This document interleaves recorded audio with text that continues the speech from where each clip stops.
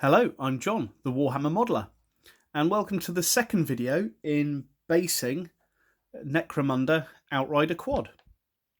Now in the first video, I covered the base in green stuff and used some of the quad tyres to create the tracks through the green stuff. Since then, I've let the green stuff dry. I've then primed with a white primer the whole of the base. As you see, when we put the quad in place, we see those tyre tracks. There aren't as many coming out of the back because I'm going to put a bit more texture on there. And what I'm going to use for that in this video is some of the Citadel technical and texture paints. So whenever I'm doing basing, I tend to use a mixture of these to create a more randomized base effect, and then after they're dry I bring them together with a few other techniques.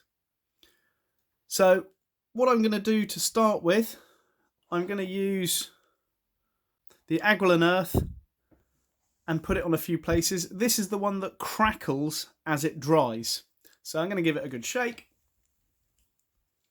And then I've got two things that I apply these with. I have the tool that you get with the sculpting kit, but I also use an old brush to kind of put it in places. So as I open this up, what I'm going to do is paint this with this brush around in various different places. So I'm going to put it on quite thick in places. The key thing is I don't want to go over where I've put the tyre tracks.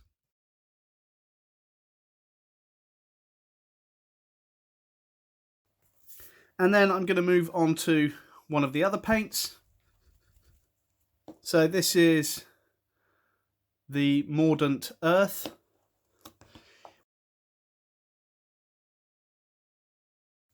Now I've got two other ones here. I've got the Astrogranite and then a Stirland Mud.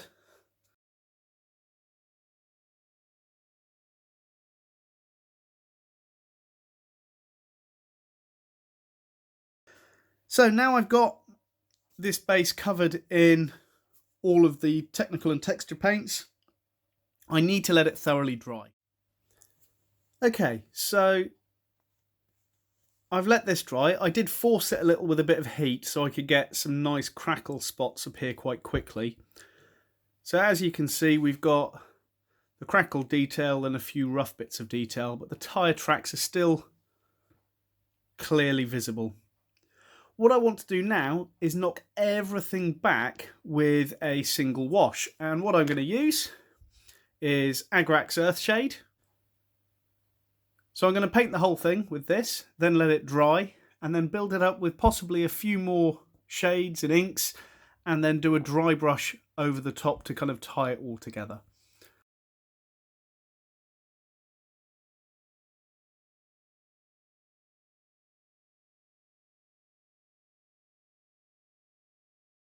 Okay, so I've covered the whole of that in the Agrax Earthshade. So we're now going to let this dry before we move on to the next step. So the Agrax Earthshade has dried. It's a little bit shiny in places still, but it doesn't bother me because we're going to put a few more coats of other things on.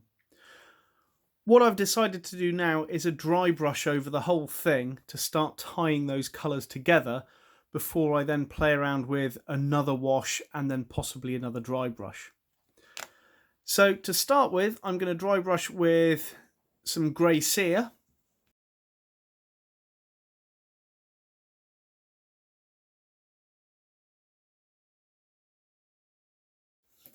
Okay, so after a bit of dry brushing, you can see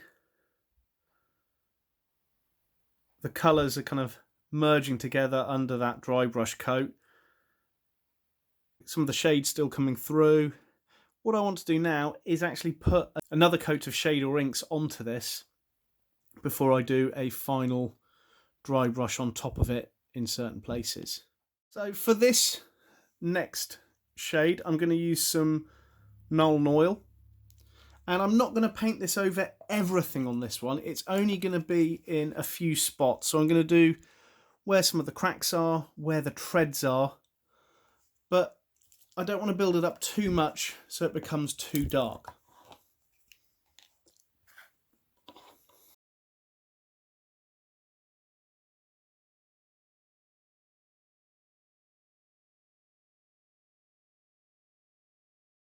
Okay, so now I've put some of the Nuln Oil onto this in certain places. I'm going to come back with the Agrax Earth shade. And again, I'm not going to put this everywhere. I'm just going to put it in a few places just to pick up any more little kind of details, any of the cracks, that kind of thing. Okay, so for now, that's the final shade going on there. So I need to let this dry thoroughly before I do the final dry brush on top, just to bring it all together. So we'll let that dry and move on to the next step. So we now let that shade dry thoroughly. I'm going to do one final dry brush on this for now, just to knock back some of the darker colours slightly and just get it ready for when I paint the quad to go onto the base. So what I'm going to use for this final one for now is some Rakarth Flesh.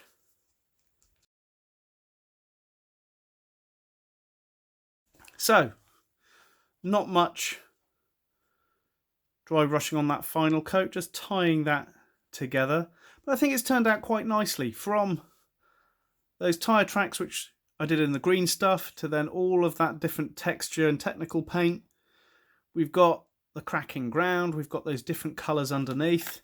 I mean, for now, if we put the unpainted quad on the base, you can see we've got that quite nice apocalyptic ash waste base.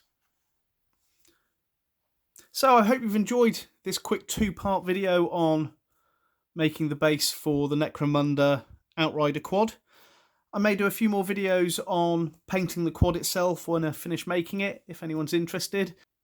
Just comment down below, and then if people are interested, as I said, I'll make the video. But for now, I'm John, the Warhammer Modeler. Stay safe.